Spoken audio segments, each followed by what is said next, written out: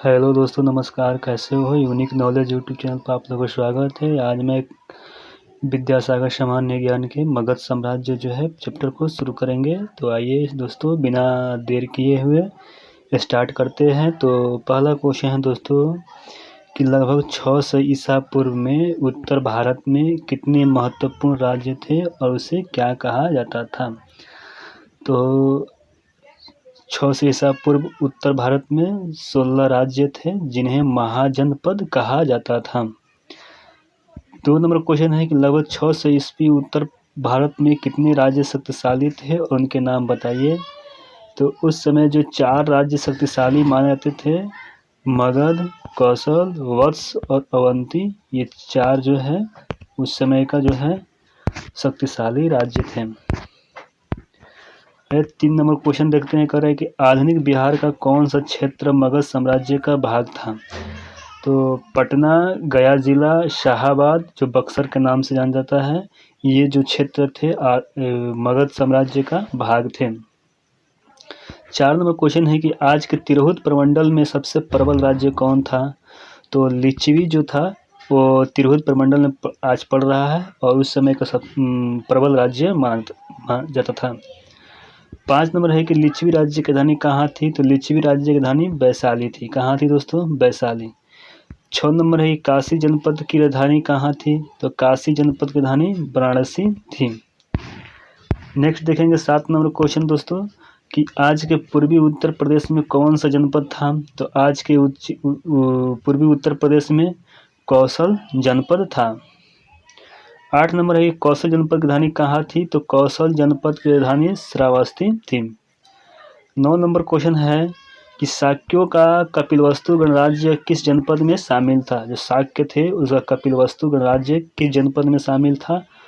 कौशल जनपद में शामिल था। 10 नंबर है क्वेश्चन दोस्तों, कपिलवस्तु गणराज्य की 2 राजधानियां कौन कौन सी थी? तो कपिलवस्तु की 2 राजधानियां कपिलवस्तु और लुम्बिनी थी। 11 नंबर क्वेश्चन है कि वत्स जनपद की राजधानी कहाँ थी? वत्स जनपद की राजधानी कौशाम्बी थी। 12 नंबर क्वेश्चन है दोस्तों कि अवंती राज्य की 2 राजधानियां कौन कौन थी? तो उज्जैन और महिष्मती। अवंती जो राज्य थे उसकी 2 राजधानियां थी, उज्जैन और महिष्मती। 13 नंबर क्वेश्चन है दोस्तों कि जरासंध किसका पुत्र था? जरासंध बृहद्रथ का पुत्र था। 14 नंबर क्वेश्चन है कि बिंबिसार मगध की गद्दी पर कब बैठा? तो बिंबिसार जो है 544 ईसा पूर्व मगध की गद्दी पर बैठा। 15 नंबर है क्वेश्चन कि मगध राज्य के सबसे प्रतापी राजा कौन था? तो मगध राज्य के सबसे प्रतापी राजा बिंबिसार था। 16 नंबर क्वेश्चन है कि बिंबिसार की राजधानी कहाँ थी? तो बिंबिसार की राजधानी जो दोस्तों कहाँ थी? गिरिवज या राजगिरी। 17 नंबर क्वेश्चन है कि बिंबिसार का संबंध किस वंश से था? तो बिंबिसार का संबंध हर्यक वंश से था। 18 नंबर है कि बिंबिसार ने अंग राज्य किस महत्वपूर्ण बंदरगाह को जीता था? तो बिंबिसार ने अंग राज्य के चंपा बंदरगाह को जीता था और अंग की राजधानी चंपा था। 19 नंबर क्वेश्चन है कि बिंबिसार किस धर्म को मानता था? तो बिंबिसार जो है अपने अंतिम काल में बौद्ध धर्म को ग्रहण कर लिया था। 20 नंबर है कि बिंबिसार ने मगध पर कितने वर्षों तक शासन किया? तो बिंबिसार जो है 52 वर्षों तक मगध पर शासन किया। 544 से लेकर 492 ईसा पूर्व तक जो है शासन किया। नेक्स्ट क्वेश्चन है दोस्तों कि बिंबिसार की मृत्यु किस प्रकार हुई? तो बिंबिसार के जो पुत्र था अजातशत्रु उसकी हत्या कर दी। बिंबिसार का पुत्र था अजातशत्रु, उसी ने बिंबिसार की हत्या कर दी। नेक्स्ट क्वेश्चन देखेंगे दोस्तों। नेक्स्ट क्वेश्चन है हमारे पास 22 नंबर कि बिंबिसार की मृत्यु के बाद मगध राज्य की गद्दी पर कौन बैठा और कब? तो बिंबिसार की जब मृत्यु हो गया तो मगध की गद्दी पर अजातशत्रु 492 ईसा पूर्व में बैठा था। 23 नंबर है कि अजातशत्रु का उपनाम क्या था? अजातशत्रु का उपनाम कुणिक था। 24 नंबर है कि अजातशत्रु का विवाह किसके साथ हुआ था? तो अजातशत्रु का विवाह कौशल के राजा प्रसेनजित थे, उन्हीं के पुत्री वज्रा से हुआ था। 25 नंबर क्वेश्चन देखेंगे दोस्तों कि पाटलिपुत्र नगर की स्थापना किसने की थी? पाटलिपुत्र नगर की स्थापना अजातशत्रु ने किया था। 26 नंबर है कि अजातशत्रु किस धर्म का अनुयायी था? तो अजातशत्रु जो है जैन धर्म का अनुयायी था। 27 नंबर है कि किसके शासनकाल में पहला बौद्ध संगीति का आयोजन हुआ था? तो अजातशत्रु के शासनकाल में पहला बौद्ध संगीति का आयोजन किया गया था। 28 नंबर है कि अजातशत्रु ने कब से कब तक शासन किया? तो अजातशत्रु 492 से लेकर 460 ईसा पूर्व तक शासन किया। 29 नंबर क्वेश्चन है कि भारतीय इतिहास में पितृहंता के नाम से किसे याद किया जाता है? तो अजातशत्रु को पितृहंता के नाम से याद किया जाता है। 30 नंबर है कि अजातशत्रु की मृत्यु के बाद मगध राज्य गद्दी पर कौन बैठा था? तो अजातशत्रु के मृत्यु के बाद उसका पुत्र उदयभद्र यानी उदयन जो है गद्दी पर बैठा था। नेक्स्ट देखेंगे दोस्तों, अगला क्वेश्चन है कि 31 नंबर कि उदयनी ने मगध पर कब से कब तक शासन किया? तो 460 ईस्वी से लेकर 444 ईस्वी तक मगध पर शासन किया उदयनी। 32 नंबर है कि किसके शासनकाल में मगध की राजधानी पाटलिपुत्र को बनाई गई थी?